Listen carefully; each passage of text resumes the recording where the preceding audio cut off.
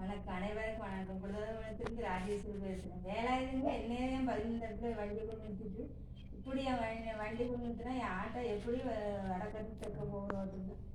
நீங்களும் கொஞ்சம் மன நேற்று ஒரு மூச்சு 3 வீட்டுக்காரத்துலேருந்து வேலாயுதம் வீட்டில் சரசா சின்ன வசந்தா 3 சேர்ந்து நீ அடிக்க வந்தேன். போலீஸ்கார் ராத்திரி 10 மணிக்கு 12 மணிக்கு பஞ்சாயத்து பண்ணிட்டு இருக்கோம். என்னையும் போலீஸ்காரங்க பஞ்சாயத்து பண்ண முடியுமா? இல்லை என்னையே நாங்கள் போலீஸுக்கு பண்ணிட்டு கொடுக்குமா? 4 வருஷமாக கோர்ட்டில் அம்மா விசாரிச்சு தீர்ப்பு சொல்லுமா? இல்லை சொல்ல எத்தனை லஞ்சம் எத்தனை வீட்டு வாங்கி வச்சுருந்தம்மா? இல்லை இந்த அம்மா எத்தனை இது லஞ்சம் எத்தனை கட்டு வாங்கி வச்சிருக்கு? அந்த பக்கம் அந்த எத்தனை கட்டு லஞ்சம் வாங்கியிருக்கு? எங்கள் கிட்ட விசாரிச்சு தீர்ப்பு சொல்லுமா? இல்லை வெட்டிக்கிட்டு தான் 2 வீட்டுக்கு வெட்டிட்டு சாவணும் இடம் கொடுத்தவர் எழுதி கொடுத்துட்டு வேடிக்கை பார்த்துட்டு இருக்காரா? அப்போ கூட கணக்கு வச்சுக்கும்போது இடம் கொடுத்தவர் எழுதி கொடுத்துட்டு வேடிக்கை பார்த்துட்டு இருக்காரா? முன்னாடி வீட்டுக்காரங்க முன்னாடி வண்டி நிறுத்த ஆட்டோ போடணும் போட்டுன்ட்டு டெய்லி அப்போ வீட்டு கணக்கு ஏறி கொடுத்து வேடிக்கை பார்த்துட்டு இருக்காரா?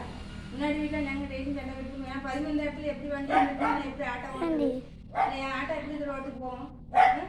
என் வீட்டு மாடு தேடி எப்போது 24 மணி நேரமும் வேலையை வண்டியை கொண்டுட்டு வடக்க போகிறேன். அப்புறம் என் ஆட்டோ கொடுக்காட்டினா என் ஆட்டோ எப்படி போவோம்? எல்லாரும் பார்த்து போலீஸுக்காக டெய்லி வரணும். அதெல்லாம் வாக்கியால் போட்டு கரண்ட் கம்பியில் தீ பிடிக்குமா தீயை கொளுத்துறது. இதுக்கு ஒரு நேற்று போலீஸ்கார் வந்து பண்ணால் டெய்லியும் சண்டை கட்டிட்டு வாங்க முடியுமா? ஏற்கனவே என்ன அடித்து கேஸ் 2 பேரும் காஞ்சி போலீஸ் என்ன வெட்டிக்கிட்டு சாக முடியுமா? காட்டு இடம் வாங்கிட்டு வெட்டிக்கிட்டு நான் சேஷனுக்கு தான் வர முடியும். வணக்கம்.